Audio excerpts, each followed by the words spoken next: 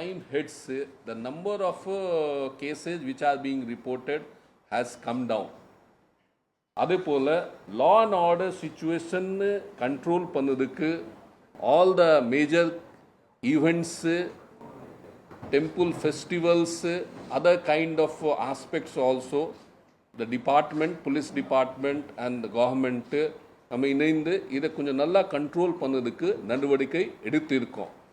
இந்த மெசேஜ் இந்த ப்ரீஃபிங் கொடுக்கறதுக்கு தான் நாங்கள் உங்களை கூப்பிட்டோம். So that we can because இந்த மீடியாவில் ஒரு லாஸ்ட்டு ஃபியூ மந்த்ஸில் கொஞ்சம் ஒரு picture contrary to the fact ஒரு பிக்சரு கொஞ்சம் கொண்டு வராங்க சில இடத்துலேருந்து. அதனால் இதை கொஞ்சம் கிளாரிஃபை பண்ணிக்கலாம். இது ப்ரெஸ் கிட்டே பேசலாம். We can give the true picture with facts and figures. அந்த நோக்கத்துடன் தான் இன்னைக்கு வந்திருக்கோம். And this is the broader picture.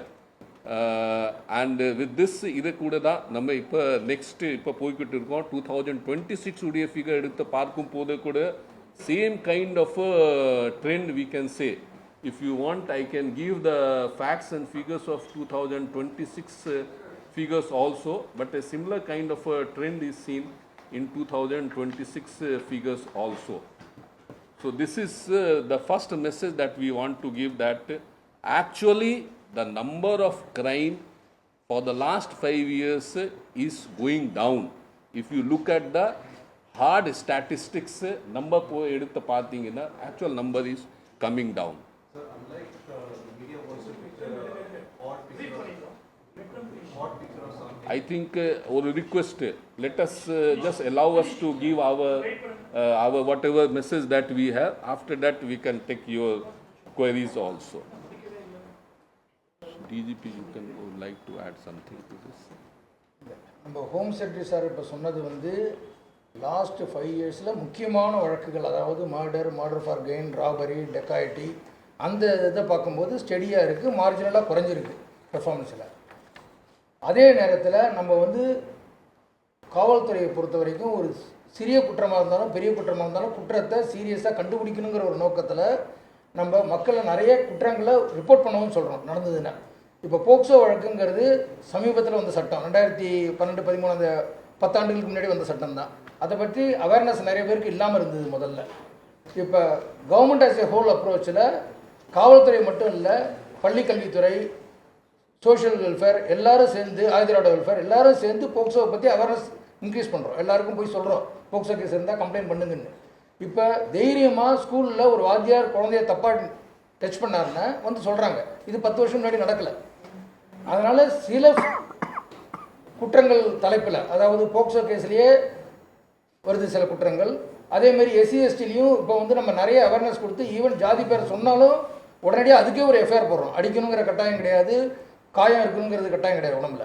அதனால் இந்தமாரி சோஷியல் லெஜிஸ்லேஷன்ஸில் especially POCSO and SC ST ஆக்டில் நிறைய அவேர்னஸ் கொடுத்து government as a whole approach, அது காவல்துறை மட்டும் இல்லை மற்ற துறைகளும் சேர்ந்து மக்களுக்கு அந்த விழிப்புணர்வை ஏற்படுத்தி அதனால் நிறைய புகார்கள் வருது. அந்த வர புகார்களை வந்து நம்மளும் பதிவு பண்ண சொல்கிறோம். முன்னமாரி எல்லாத்தையும் வந்து பெட்டிஷனாக வச்சுருக்கிறதோ அல்லது விசாரிக்காமல் இருக்கக்கூடாதுன்னு ஒரு பர்க்கிங் அந்த மைண்ட் செட் இல்லாமல் எதாக இருந்தாலும் அதை விசாரிக்கணும், ஸ்டாட்டிஸ்டிக்ஸை பற்றி கவலைப்படக்கூடாது, வழக்கை பதிவு செஞ்சு விசாரிக்கணுங்கிற ஒரு நல்ல நோக்கத்தில் தான் போக்சோலையும் எஸ்சி எஸ்டிலையும் உங்களுக்கு நிறைய வழக்குகள் பதிவாகுது. நம்ம வந்து குற்றங்கள் நிறையன்னு சொல்லி சமுதாயத்தையே நம்ம வந்து ஏதோ ஒரு நெகட்டிவாக பார்க்க ஆரம்பிச்சிட்டோன்னா அப்புறம் மக்களுக்கு இதை சொல்கிறதுக்கு கொஞ்சம் தயக்கம் வந்துடும். ஏதோ சொசைட்டியில் நம்மளே ரொம்ப கீழே போயிட்டோமோன்னு. அப்படி கிடையாது. போக்சோ குற்றங்கள் நடந்தால் நமக்கு வரணும். நம்ம எல்லா குற்றத்தையும் நாங்கள் சால்வ் பண்ணுறது தான் இருக்கிறோம். இது வரைக்கும் இப்போ ரீசெண்டாக நடந்த குற்றங்களில் கூட ஒரு 2 கேஸ் தான் இப்போ அண்டர் இன்வெஸ்டிகேஷன் இருக்குது. பாக்கி எல்லாத்துலேயும் நம்ம அக்யூசரை கண்டுபிடிச்சிட்டோம், அரெஸ்ட் பண்ணிட்டோம். அதனால் தமிழக காவல்துறையை பொறுத்தவரை மக்களுக்கு எந்த குற்றம் நடந்தாலும் அது சீரியஸ் குற்றம் தான். அதில் வந்து நம்ம வந்து சின்ன குற்றம், அது பெரிய குற்றம்னு இல்லை, அது உடனடியாக நடவடிக்கை எடுத்து வருகிறோம், எடுப்போம். அதில் எந்த சந்தேகமும் இல்லை. அந்த ஸ்டாட்டிஸ்டிக்ஸை வந்து நம்ம வந்து ஒரு அளவுக்கு மீறி நம்ம முக்கியத்துவம் கொடுக்கக்கூடாது. ஸ்டாட்டிஸ்டிக்ஸ் முக்கியம் நம்மளை பற்றி அசஸ் பண்ணுறதுக்கு. ஆனால் அதே நேரத்தில் மக்கள் இடையில் விழிப்புணர்வை ஏற்படுத்தி நிறைய குற்றங்கள் வந்தால் தகவல் சொல்லுங்கும் போது நம்ம அதை ரொம்பவும் முக்கியத்துவம் கொடுத்து அதை குறைக்க ஏற்பாடு பண்ணக்கூடாது, முயற்சிக்கக்கூடாது. Now we can take the question. இப்போ சிவகங்கையில் ஏற்கனவே வந்து அஜித் குமார் வந்து கஸ்டடியல் டெத் நடந்தது. இப்போ திருப்பியும் அதே டிஸ்ட்ரிக்ட்ல அதே திருவோணம் அதே இடத்துல நடக்குது. ஏற்கனவே நம்ம ரிசிப்ட் கொடுத்து எஸ்பிஏ ட்ரான்ஸ்ஃபர் பண்ணோம். திருப்பியும் அதே சர்க்கிள் நடக்கும்போது அவேர்னஸ் இல்லையா சார்? Custodial incident சம்பந்தமா அட்லீஸ்ட் கவர்மெண்ட் சைடில் இருந்து ஒரு மெசேஜ் நான் கண்டிப்பாக சொல்ல முடியும். Zero tolerance to any custodial incidents. Last time நீங்கள் சொன்ன அஜித்குமார் கேஸ்லேயே கவர்மெண்ட்டுடைய ஸ்டாண்டு, கவர்மெண்ட்டுடைய ஸ்விஃப்ட் ஆக்ஷன் நீங்களே பார்த்துருக்கீங்க. இந்த கேஸில் டிரான்ஸ்பரண்ட் முறையில் விசாரணை நடக்கணும், இன்வெஸ்டிகேஷன் நடக்கணும். அந்த நோக்கத்துடன் தமிழ்நாடு அரசு அந்த கேஸை சிபிஐக்கும் ட்ரான்ஸ்ஃபர் பண்ணணும். சிபிஐக்கு ட்ரான்ஸ்ஃபர் பண்ணதுக்கு ஒரே காரணம், people should feel that there is a transparent and impartial, otherwise நம்முடைய சிபிசிஐடியோ அதில் நல்லா விசாரணை செய்யலாம். பட் இன்னும் ஒரு ஒன் ஸ்டெப் ஃபர்தர் ஒரு மெசேஜ் கொடுக்கறதுக்கு டிரான்ஸ்பரன்சிக்காக இந்த ஆக்ஷன் எடுத்து. ஸோ கவர்மெண்ட்டுடைய stand on all the custodial incidents இதை கரெக்டாக நீங்களே பார்த்துக்கலாம். இந்த செகண்ட் இன்சிடென்ட்ஸ் இப்போ நீங்கள் சொல்லுறீங்க, சிவகங்கையில் நடந்த இப்போ செகண்ட் இன்சிடென்ட்ஸ் பற்றி சொல்லுறீங்க, that also we are investigating. அதுவும் நம்ம சிபிசிஐடிக்கு கொடுத்துருக்கோம். அதில் என்ன உண்மை இருக்குது அந்த உண்மைப்படி கவர்மெண்ட் ஆஃப் தமிழ்நாடு ஆக்ஷன் எடுக்கிறதுக்கு ரெடியாக இருப்போம். அதில் there is 100% no doubt about it. And very strict message has been given to the department to be very, very careful about how to deal with the people. மக்களை எப்படி deal பண்ணணும், police ஸ்டேஷனில் எப்படி deal பண்ணணும், investigation inquiry எப்படி செய்யணும், அது சம்மந்தமாக நம்ம ஸ்ட்ரிக்ட் நாங்கள் இன்ஸ்ட்ரக்ஷனை கொடுத்துருக்கோம். பட் இதில் ஒன்று ரெண்டு இன்சிடென்ட்ஸ் இருக்கும் போது இதில் முக்கியமாக என்னென்னா கவர்மெண்ட்டுடைய ரெஸ்பான்ஸ் அதில் எப்படி இருக்குது. கவர்மெண்ட் அது உண்மையில் டிரான்ஸ்பரண்ட் மேனரில் ஃப்ரீ அண்ட் ஃபேர் மேனரில் விசாரணை செஞ்சுட்டு ஏதாவது தவறு நடந்து இருக்குதா அவங்க மேலே ஆக்ஷன் எடுக்கிறதுக்கு ரெடியாக இருக்குதா இல்லையா, அதுக்கு என்ன ஆன்சர் நீங்கள் பார்க்கணும். recent days alone, multiple cases, one from Ramanathapuram, Madhuvanagam, and multiple cases of either sexual assault or murder has occurred, and the opposition is only raising alarm over the law and order issue, which you are trying to do. See, I will just answer generally and I will then request our senior police officers to respond to this. Exactly for that only I was saying that sometimes we tend to draw a bigger picture, I would say, tend to draw a bigger picture based on one incident, which is not correct. When you are trying to draw a bigger picture, it should be based on the whole kind of a situation that is there. Then only we can draw a bigger picture. As far as sexual assault case பொறுத்தவரைக்கு இப்போ தமிழ்நாடு அரசு last few இயர்ஸில் the kind of action நாங்கள் எடுத்திருக்கோம், I think that much kind of a serious action would not have taken place in decades. Whether it is a sexual assault against women or it is a sexual assault against children under POCSO. Definitely I can say you with all this. Investigation உடனடியாக நடக்குது, impartial fair investigation உடனடியாக நடக்குது. Conviction, trial and conviction பற்றி ஜெனரலாக நம்ம பேச மாட்டோம். But trial and conviction is being given lot of emphasis. இப்போ நாங்கள் போக்சோ கோர்ட்டுடைய ட்ரையல் எப்படி நடக்குது, கன்விக்ஷன் எந்த அளவுக்கு நமக்கு கிடைக்குது, அதுவும் நம்ம ரொம்ப மானிட்டர் பண்ணிவிட்டு ஒவ்வொரு கேஸில் ஆக்ஷன் எடுத்துருக்கோம். மேபி அவர் ADG L and O would like to add something to this particular thing. Now we are extending highest priority to all these POCSO cases, and almost all of the cases the investigation timeline are being adhered to. This mic, that is switched off on the side now. So almost all the cases, the timelines for charge sheeting, the 60 days and 30 days, they are being honored. And let me tell you that because of the quality of investigation and the emphasis we are giving, the POCSO convictions have shown a jump. almost every week we are seeing a 20-year conviction in a POCSO case. And we can give you data also, but as far as the conviction in POCSO is concerned, that must be the highest and better than even murder cases. So POCSO cases are being accorded very top priority by police department. POCSO கேஸஸ்ல விக்டிம்ஸுக்கு அந்த assistant அந்த fund கொடுக்கறதுல there is a lot of delay இருக்குன்னு சொல்லுங்க.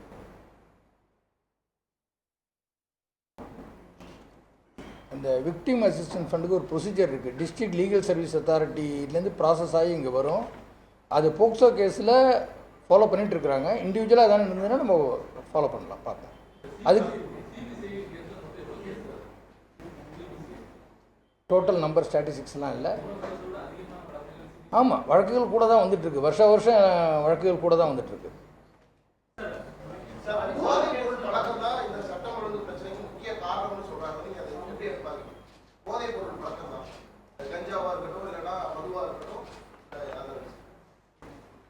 போதைப் பொருட்கள் இந்த சட்டம் ஒழுங்கு பிரச்சனைக்காக முக்கியமான காரணம் இருக்குதா இல்லையா அதை பற்றி விவாதிக்க வேண்டாம். ஆனால் போதைப் பொருட்கள் சம்பந்தமாக கவர்மெண்ட் ஆஃப் தமிழ்நாடு உடைய ஸ்டாண்டு எடுத்த நடவடிக்கை பற்றி நான் சொல்ல முடியும். டெஃபினட்டாக இந்த போதைப் பொருட்கள் பொறுத்தவரைக்கு லாஸ்ட்டு 5 இயர்ஸில் நடந்த ஆக்ஷனு தமிழ்நாட்டில் நடக்கலை. Definitely I can say last 5 இயர்ஸில் எந்த அளவுக்கு ஆக்ஷன் இதுக்கு எதிராக எடுத்திருக்கோம் அந்த ஆக்ஷனை எடுக்கலை. நிறைய ஆக்ஷன்ஸு இன்ஃபோர்ஸ்மெண்ட்டு சைடில் ஒரு பக்கம் ஒரு action, number of cases booked, number of persons arrested, இதெல்லாம் பார்க்கும்போது நான் உங்களுக்கு ஃபிகர் வேணுமென்னா கொடுக்க முடியும். நான் உங்களுக்கு ஃபிகரை கொடுக்குறேன், ஒரு நிமிஷம். இப்போ போதைப் பொருட்கள் சம்மந்தமாக மெயினாக என்டிபிஎஸ் ஆக்டில் ஆக்ஷன் எடுக்கிறோம். இப்போ என்டிபிஎஸ் ஆக்டில் நான் லாஸ்ட் 5 இயர்ஸ் பற்றி மட்டும் பேசுகிறேன். 2021ல் 6,800 கேசஸ். ஆனால் இப்போ நம்ம கடுமையான ஆக்ஷன் எடுத்து எங்கெங்கே ரிப்போர்ட் ஆகுது, எங்கெங்கே நமக்கு இன்ஃபர்மேஷன் வருது, அதெல்லாம் பார்த்து ஒரு கடுமையான ஆக்ஷன் எடுத்ததுனால 2021ல் more than 11,000 cases have been FIRs have been registered. இதே போல் நம்பர் ஆஃப் பர்சன்ஸ் அரெஸ்டட் இதெல்லாம் பார்க்கும்போது அந்த ஆக்ஷனுடைய மேக்னிடியூடு உங்களுக்கு தெரியும். ப்ளஸ் நம்ம டிமாண்ட் சைடு ரிடக்ஷன்லேயே நிறைய ஒர்க் செஞ்சுருக்கோம். ஒவ்வொரு ஸ்கூல்லேயும் ஒவ்வொரு காலேஜ்லேயும் விழிப்புணர்வுக்காக ஆன்டி ட்ரக் கிளப்பு நாம்கே மாஸ்டர் மட்டும் இல்லை, அவங்களுக்கு கரெக்டாக ட்ரைனிங் கொடுக்கணும். அவங்களுடைய மேனுவல்ஸ் டெவலப் பண்ணிவிட்டு அவங்களுடைய ஆக்டிவிட்டி எல்லாமே மானிட்டர் பண்ணிட்டு இருக்கோம். தமிழ்நாடு அரசு இந்த ஹோம் டிபார்ட்மெண்ட்டில் ஒரு மிஷன் மேனேஜ்மெண்ட் யூனிட்டே உருவாக்கி இருக்கோம். இதை ஃபுல்லாக கோஆர்டினேட் பண்ணதுக்கு பல டிபார்ட்மெண்ட் இதில் இருக்காங்க. அந்த எல்லா டிபார்ட்மெண்ட்டு உடைய இணைந்த போதைப் பொருட்கள் மேலே ஆக்ஷன் எடுக்கணும். 25 ஹாஸ்பிட்டல்ஸை நம்ம மறுவாழ்வு சென்டர்ஸ் ஸ்டார்ட் பண்ணியிருக்கோம். பொது பொருட்களுக்கு சம்மந்தமாக மறுவாழ்வு சென்டர்ஸை ஸ்டார்ட் பண்ணியிருக்கோம். இனிமேல் பார்த்தீங்கன்னா பல department, school education, police department, college higher education, health department, home department ஒரு 5 இயர்ஸில் எடுத்து ஆக்ஷன் எடுத்திங்கன்னா I think one of the best action in the whole country சொல்லலாம்.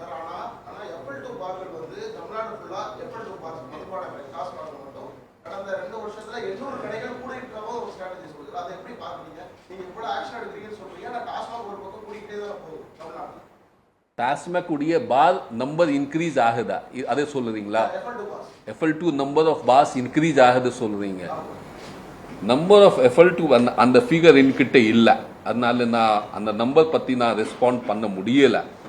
ஆனால் எந்த லைசன்ஸ் இருந்தாலும் சரி அந்த ப்ராசஸை இப்போ ஆன்லைன் பண்ணியிருக்கோம்.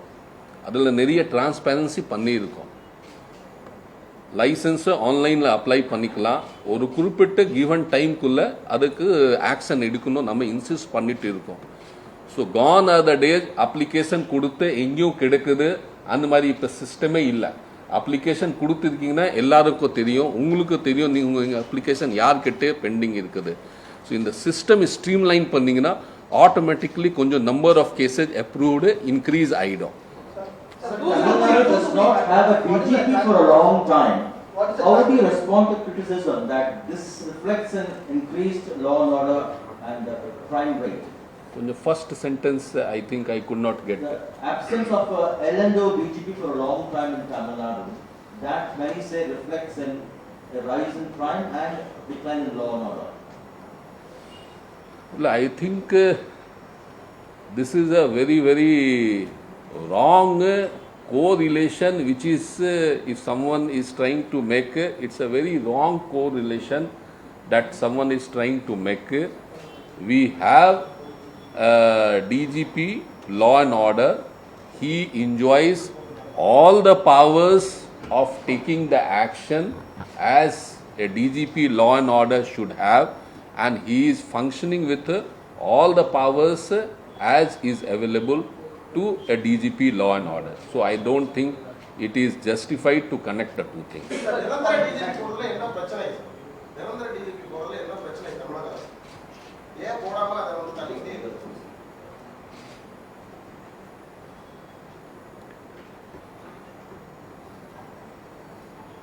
ஐ திங்க் உங்களுக்கு இதே சம்பந்தமாக இருக்கிற டீட்டெயில்ஸு பற்றி தெரியும். You must be knowing about the details.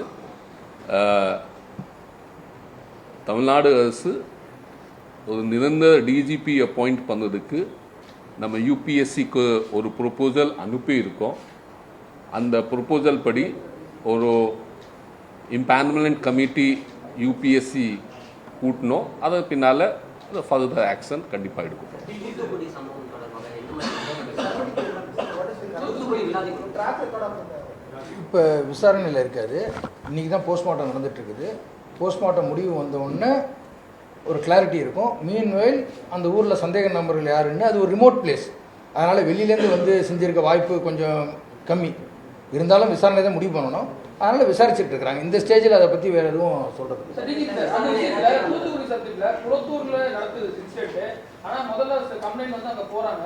அவங்க வந்து திருப்பி நீங்க விளாத்திக்குளம் போகணும்னு சொல்றாங்க. இந்த மாதிரி திருப்பி விளாத்திக்குளத்துல இருந்து திருப்பி குளத்தூரே போகணும்னு சொல்றாங்க. ஆளுநர் ஸ்டேஷன் வந்து இந்த மாதிரி இந்த இடைப்பட்ட இடைக்கணிக்கிற நேரத்தில் தான் இந்த மாதிரி விஷயம் நடந்திருக்கும் அப்படின்னு சொல்லிட்டு அவங்க பேரண்ட் சர்க்கிள் சொல்றாங்க. ஜீரோ எஃப்ஐஆர் வந்ததுக்கு அப்புறமா ஏன் நம்ம இந்த மாதிரி விஷயங்களை பண்றோம்?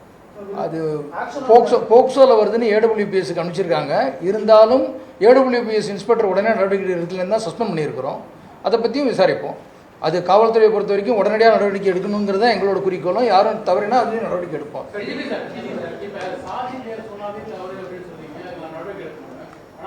தூத்துக்குடி மாவட்டங்களில் எங்கே வந்து ஆன்லைனில் எக்ஸ்போர்ட் பண்ணிட்டு அது ஒரு பெரிய பிரச்சனைக்கு முக்கியமான ஒரு காரணமாக இருக்குது. குறிப்பாக இளைஞர்கள் பெரிய அளவில் பாதிக்கப்படுறாங்க. ஸோ அதுக்கு என்ன நடவடிக்கை எவ்வளோ கம்ப்ளைண்ட் வந்திருந்தால் அதுக்கெல்லாம் எஃப்ஐஆர் போடுறோம். விசாரித்து நடவடிக்கை எடுப்போம். இல்லை அதுதான் சொல்கிறேன். கோர்ட்டில் லீகலாக ப்ராசஸ் பண்ணுறதுக்கும் நமக்கு கொஞ்சம் மெட்டீரியல் வேண்டியிருக்கும். பொதுப்படையாக இருக்கிறதுல வந்து நம்ம வந்து ஆளை கண்டுபிடிக்கிறது நெட்லங்கிறது இருக்குது, அதையும் பண்ணுறோம்.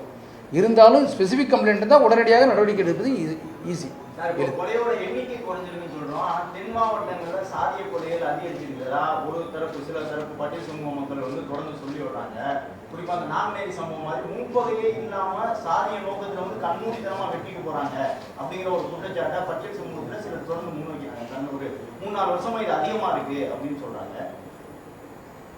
நாங்குநேரியை பொறுத்த வரைக்கும் நம்ம அரெஸ்ட் பண்ணி எல்லாரையும் முடிச்சுட்டா உங்களுக்கே கேஸை பற்றி வித்தியாசம் முழு விவரம் தெரியும். இப்போ எந்த சம்பவம் நடந்தாலும் உடனடியாக நடவடிக்கை எடுக்கிறதுங்கிறது போலீஸ் தரப்பில் நம்ம காவல்துறை தரப்பில் உறுதியாக சொல்ல முடியும். ஆனால் அதோட கண்ணோட்டங்கள் மக்கள் பார்க்குற கண்ணோட்டமும் எங்கள் கண்ணோட்டமும் ஒன்றாங்கிறத ஸ்டாட்டிஸ்டிக்ஸ் எல்லாம் வச்சு அனலைஸ் பண்ணி பார்த்தா தான் தெரியும். நம்மளை பொறுத்த வரைக்கும் கொலைகள் மொத்தமாக 2021 பார்க்கும்போது ஸ்டாண்டர்டாக இருக்குது அல்லது கொஞ்சம் குறைஞ்சிருக்கு.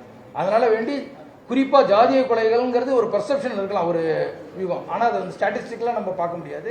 இண்டிவிஜுவல் ஒவ்வொரு கொலைக்கும் ஒரு காரணம் இருக்குது. கொலையை கண்டுபிடிக்கிறோம், அதுதான் முக்கியம். காவல்துறையை பொறுத்த வரைக்கும் ஒரு குற்றம் நடந்தால் உடனே கண்டுபிடிக்கிறோம், குற்றவாளிகளை பிடிக்கிறோம், ப்ராசிக்யூட் பண்ணுறோம், அவங்களுக்கு கன்விக்ஷன் வாங்கி தரோம். அதை திறம்பட செய்து வருகிறோம். அந்த சரித்திர பதிவு குற்றவாளிகளாக இருக்கக்கூடிய நபர்கள் கூட குறிப்பாக அந்த 22 வயசு 21 வயசு இளைஞர்கள் கூட இன்ஸ்டாகிராமில் நாங்கள் வந்து பழைய குற்றவாளிகளை போட்டு அவரோட 2வது பதிப்பு 3வது பதிப்புலாம் வந்து விளம்பரம் பண்ணிட்டு இருக்காங்க சார். அதை நம்ம கண்காணிக்கிறோமா? இன்ஸ்டாகிராம் மாதிரி இந்த ரீல்ஸ் போட்டு ரவுடிசத்தை வளர்க்கக்கூடிய நபர்கள் மேலே நடவடிக்கை எடுக்கப்படுதா? எடுக்கப்படும், எடுத்து வருகிறோம்.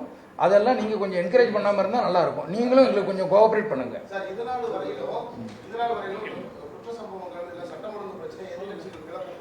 அரசு தரப்புல அமைச்சர்கள் யாராவது விளக்கம் கொடுப்பாங்க. இப்போ நீங்க அதிகாரிகளே முன்வந்து விளக்கம் கொடுக்கிறது ஒரு சந்தேகத்தை ஏற்படுத்த. இது வந்து அரசியல் ரீதியா போகாம இது நிர்வாக பிரச்சனையாகவும் இல்லைன்னா நீங்க சொன்ன மாதிரி இந்த ஒப்பீடு முன்ன விட இது அரசியல்வாதி மாதிரியே பேசுற டோன் இருக்குல்ல, அது நீங்க எப்படி பாக்குறீங்க? ஆக்சுவலா நீங்க பேசுறது ஒப்பீடு தான்.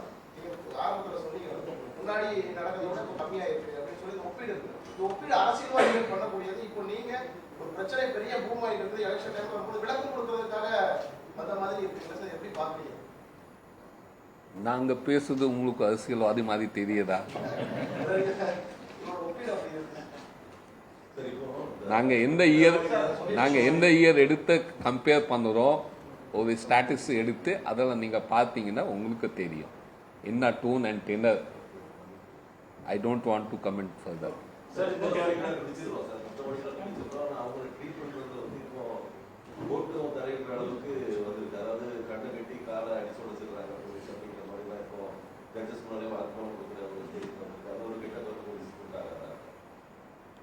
இல்லை, இது ஏற்கனவே நான் ஆரம்பத்தில் கேட்கும் போது சொன்னேன். கஸ்டோடியல் இன்சிடென்ட்ஸ் பொறுத்தவரைக்கு கவர்மெண்ட் ஆஃப் தமிழ்நாடு உடைய பாலிசி 0 டாலரன்ஸ். நடக்கவே கூடாது, நடக்கக்கூடாது. ஏதாவது ஒரு இன்சிடென்ட்ஸ் எங்கேயோ நடந்தால் அந்த இன்சிடென்ட்ஸில் very fair and transparent investigation will take place. அதுக்கு கவர்மெண்ட் எப்பவும் தயாராக இருக்குது. Whatever are the necessary action அதை எடுக்கிறதுக்கு நாங்கள் தயாராக இருக்கோம். நீங்க அந்த ஒர்க்கிங் ஆஃப் எதுவுமே பண்ணலன்னு சொல்லிடுங்க, அதாவது கேசஸ் ரெஜிஸ்டர் ஆகுது, அது எல்லாமே நடந்துட்டு இருக்கு. இப்போ ஈவன் பாத்தீங்கன்னா ஒரு சில சந்தர்ப்பங்கள் இப்போ ரீசெண்டா அந்த ஒரு சைபர் கிரைம்ல ஒரு கேஸ்ல பாத்தீங்கன்னா 7 people அரஸ்டட்னு ஒரு பொதுவா வந்திருக்கு ஒரு டீடைல்ஸ். ஆனா அதுல ஒரு போலீஸ்மேன் இன்வால்வ், பிரதீப்னு ஒரு 12th பெட்டாலியன் படித்தாரு. ஸோ அது மாதிரி சில விஷயங்களை முடிஞ்ச வரைக்கும் அது ஒளிமுறை இல்லாம நீங்க சொல்றீங்க, ஆனா அது kind of hiding some details. Policeman arrest பண்ணியிருக்கோம், அதில் போலீஸ்மேன் அரெஸ்ட் பண்ணியிருக்கோம். அதில் பட் இட்ஸ் நாட் ரெவீல்டுன்னு சொல்றோம். நம்ம ஒவ்வொருத்தரோட தொழிலையும் போடுறது இல்லையா? ஒரு டெலிஃபோன் ஆப்ரேட்டர் அரெஸ்டடு, கம்ப்யூட்டர் ஆப்ரேட்டர் அரெஸ்ட்னு போடுறது இல்லையா? அக்யூஸ் அரெஸ்டட் தான் போடுறோம். ஏன் போலீஸ்காரன் மட்டும் தனியாக பிரித்து பார்க்கணும்? நேம் கூட வரதில்லை சார். அக்யூஸ் அரெஸ்ட் கொடுத்துட்றோம்.